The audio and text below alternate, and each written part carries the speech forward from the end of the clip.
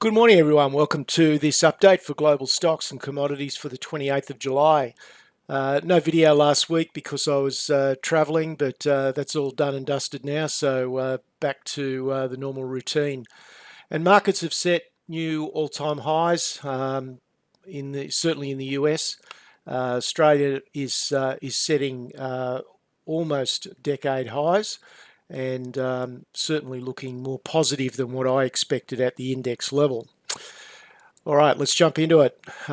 Central bank policy is really, I think, the main driver of markets at the moment. If there wasn't an expectation that rates would stay low for an extended period of time, then markets wouldn't be doing what they're doing, all other things being equal.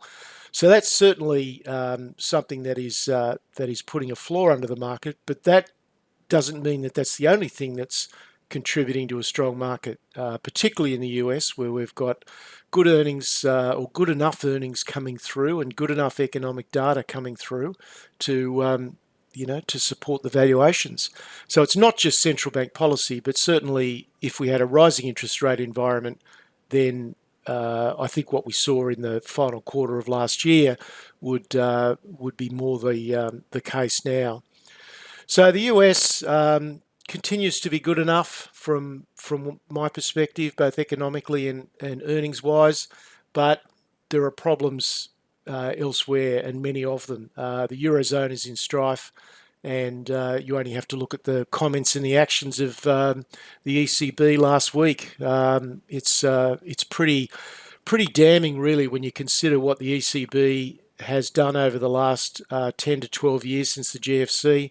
The fact that so much of the Eurozone has been in negative interest rates and negative bond yields for many, many years now, and yet nothing's working. It's going backwards. So, it's hard to see that Europe is not going to be a repeat of what we've seen in Japan for the last 20, 25 years.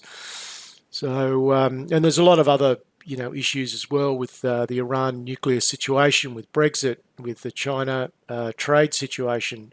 Everywhere you look, there is potential pitfalls for the market, but the market rolls on and sets new all-time highs, and that's really all that we need to focus on. Portfolio analyst last week, I'm just continuing my focus on where the money is at the moment, and the money is in well-researched and highly selective Australian small caps and mid caps. There's been terrific outcomes there in that space, and I think that's the most productive part of the global markets that I can see at the moment. So American stocks for the week, the S&P finished up 49 points, 1.7%. For the week. It was generally strong earnings and solid guidance. The guidance wasn't shooting out the lights, but again, it's good enough. There weren't too many downbeat guidance numbers coming out, and there was also some good data on the economy. So we continue in this situation where the US is good enough, which sort of begs the question: why is the US Fed highly likely to reduce interest rates next week? That's the mystery question. Perhaps they're looking at Europe, they're looking at Japan, they're looking at China, and deciding that that they need to be in step with what's happening there, just to prevent the US dollar from becoming too strong and making them less competitive. I don't know. I'm not going to try and second guess the Fed, but it certainly doesn't seem as though the US needs an interest rate cut, but they're probably going to get one. We've seen the strongest pace of consumer spending in 18 months in America, so that's a real positive. But as I said at the start, lower rate expectations remain part of the foundation for global market prices. In the US, most of the gains and most of the upbeat results have been in technology. There was a very good result from Google on Friday, and also to a degree Twitter. But a lot of manufacturing sector in America is struggling. The US dollar was firmly higher, and over the last couple of months there's been this drumbeat of the US dollar would have to go down because the Fed was going to be moving into an interest rate cutting cycle, and therefore it was an absolute foregone conclusion the US dollar would go down. Well, guess what? It hasn't. It's actually gone up, and that's largely because of what other central banks are doing. Particularly in Europe, which I think forms about 50% of the basket weighting in determining the US dollar value. And the US dollar is now back to 2-year highs. So again, this just underscores, don't listen to the predictors, just watch the market action is the best advice. Let's take a look at the S&P, and this is on a monthly chart. This point here is 2009, the bottom after the GFC, and it's just been an amazing run. And we had a little bit of a wobble in the final quarter of last year, to a degree in October, but certainly in December. But as soon as the central banks changed their stance, then the market just turned around on a dime and went straight back up again. So that just shows you how sensitive the markets are to interest rates, and as they should be, because if interest rates are zero or close to zero, then the numbers that puts in to the individual stock valuation models that analysts use start to give you some extremely high valuation outcomes. So it's no surprise that with interest rates where they are, that stocks are going up. And then if you look at it from the other point of view, which is where else do investors put their money, 0% interest or 0.25% interest return is hardly good enough. And so equities are basically the nowhere else to go situation. So there's the S&P on a daily, and you can see it was up 4 of the 5 days last week. So very, very positive scenario. And if we look at the NASDAQ, of course, I spoke about technology. It's also going extremely well. So there's been quite a strong recovery from the bit of a dip we saw in June. Looking at the US dollar, so you can see we're almost back to the highs, and those highs are the same as where we were in May of 2017. So it's more than a couple of years. So we didn't really get very much on the downside. We got a minor break of that trend line, and I spoke about that a month or so ago, and we quickly rebounded. It was only down for 5 or 6 days below that trend line, and now you can see that we've clearly got back into stride again with the US dollar. The impact on the Australian dollar, of course, has been that we've fallen back down again, and it's really a dual effect there. One is obviously the inverse of what the US dollar is doing, but secondly, the RBA's stance now that which I've been talking about for 2 years, that the RBA was in denial about where the Australian economy was at. They've finally now gone public with their concerns, and there's every chance that we could have interest rates in Australia at 0.5% by the end of the year.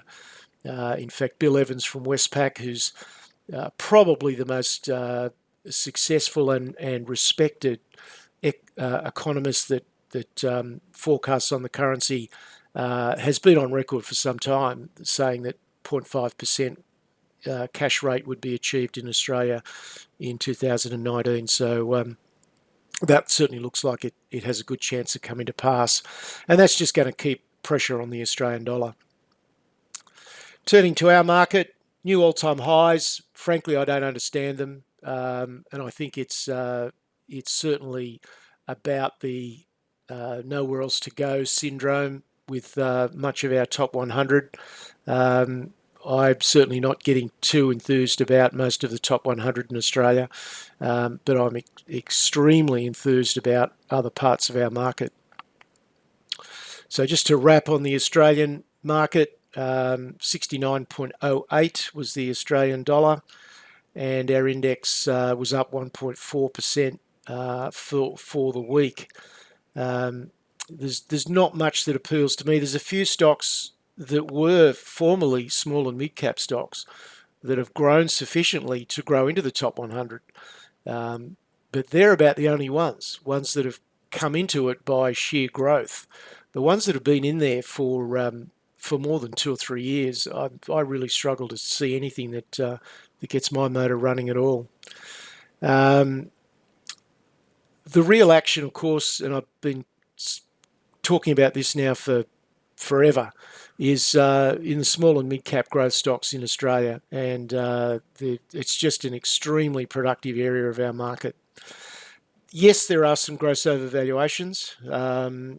There always will be in every market, but there are always great bargains as well if you know where to look. So, don't let people pointing at some gross overvaluations on stocks like WiseTech Global or Afterpay Touch or Appen or any of those stocks and conclude that all small cap growth stocks have got to be overvalued, because that's not the case at all. There's still some tremendous growth stocks with single digit PEs in Australia if you know where to look. All right, turning to precious metals, gold slipped $7 back to $1,418. The good news there is that the breakout in gold has held, and the trend is undeniably upwards. Now, that's at the moment. Anything can happen, and I'm totally guided by the market. So that is not a prediction about where gold is going. It is merely an observation that the trend is up, and if the trend is up, then you should stay with it until it tells you something different. This is, of course, that and the lower Australian dollar has just rocketed the Australian dollar gold price up to 20.52. So no wonder the Australian gold stocks are doing as wonderfully well as they are. GDX was down a bit on the week, but is certainly trending higher overall, and it maintains its breakout. And the Aussie producers are just absolutely in the sweet spot at the moment. And again, a lot of analysts are sort of pointing at overvaluations, but I don't know that they're really factoring in 2050 Australian dollar gold price, because gold stocks are incredibly sensitive to the gold price. They amplify the gold price because their costs are largely fixed, and so any increase in the Australian dollar gold price just drops straight to the bottom line. And it has a huge impact. The incremental gold price rise has a huge impact on their bottom line, and therefore on their valuation. Okay, let's just take a look at gold. So there's gold on a daily chart. So we had a really nice move on the 18th of July, which was effectively a breakout, and then it promptly sort of reversed, which it often happens. But if we look overall, we broke out in the week of the 21st of June, which is about 5 weeks ago. And since then, we've gone up nicely. So the breakout was at 1380, and we've managed to hold that breakout really quite nicely. Turning now to GDX. So this is these are the global stocks. This is a weekly chart. So these are the top 15 or 20 biggest gold stocks in the world. The only one that we've got in this index from Australia's point of view is Newcrest. So they have continued to hold their breakout as well. So that's very, very impressive. Turning to other commodities, copper steady around $2.70. It's still a pretty subdued outlook in terms of industrial metals demand because of the global growth concerns. But copper was able to hold its ground when the US dollar was going up, so that's a little more promising. Crude oil was steady at around $56, and it also held its ground against a higher US dollar as well. There's the spot copper chart. Not a lot of change there in recent months, and similarly in the last couple of weeks with crude oil. So to wrap it up, the Fed meeting coming this week. so it's Tuesday, Wednesday this week, is the big one. That is what markets will respond to for sure. A rate cut looks likely based on what the Fed has said. And if there isn't a rate cut, then look for a sell-off in the market, at least as a knee-jerk reaction. So, don't be, if the Fed, for whatever reason, doesn't cut rates and the market will almost certainly sell off, don't get panicked by that, because the Fed, all the Fed signals are towards the fact that interest rate rises are now off the table and interest rate cuts are extremely likely. What the market is going to be looking at is all the little nuances in Jeremy Powell's speech. They're going to be looking at every twitch in his nostrils, in his hair in his nostrils. Honestly, the scrutiny that the Fed testimony gets is quite extreme and ridiculous, but that's how it is. So a rate cut looks likely this week, but it'll be the accompanying statement which will be absolutely critical, where the market perceives the Fed will go next. The other point that I would make is that for the people that get very nervous when markets are setting new all-time highs and think that the end is close, despite the new index highs, investor bullishness dropped from around 37% to 32%. You do not get market tops when bullish sentiment is down at this level. You just don't. Market tops are created when the majority of money is in the market and there's no one much left to buy. That's when you get a top in the market. We haven't gone through that real bullishness phase yet. So, don't worry about these new all-time highs. It's not an issue. It'll be other things that'll point to a market top, and none of those are in sight. The third point I'd make is that the US market breadth remains very strong and it continues to support the new highs. I would be concerned if we were getting new index highs with less and less stocks contributing. So new index highs because, Google went up 4% or Facebook went up 3% and, Microsoft's now at $145. If the market leadership was a narrow band of big tech stocks, then I would be far more concerned. But it's not. The US market breadth is still pretty good. And it's certainly, we don't have divergence with the new highs. So there's a lot of reasons to be positive about the US market. In terms of getting new entries, we really need a pullback because the risk reward at the moment is unappealing, having said that. But that's more of a trading comment. Portfolio analyst this week is just, more of the same. My focus, I've keeping an eye on opportunities all around the world, but my continual focus has to be on the Australian small cap high growth sector because that's where the action is. That's where all the potential and the results are coming through. So I'll continue to focus on that area. And it's not just the small end of the market. There's also plenty of other good growth stocks in the mid cap range into the low billion-dollar category.